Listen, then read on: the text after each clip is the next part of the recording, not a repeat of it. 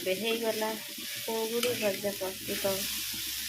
ଆଉ କିଛି ଭଲ ଭାବରେ ଭାଜି ହେଇଗଲେ ଚିଙ୍ଗୁଡ଼ି ଭଜାକୁ ପଖାଳ ଭାତ ସହିତ ଖାଇବାକୁ ବଢ଼ିଆ ମଜା ଲାଗେ।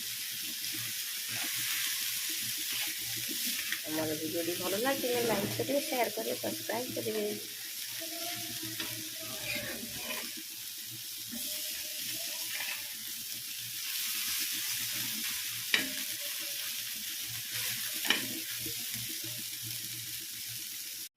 ପ୍ରସ୍ତୁତ ହେଇଗଲା ଚିଙ୍ଗୁଡ଼ି ଭଜା।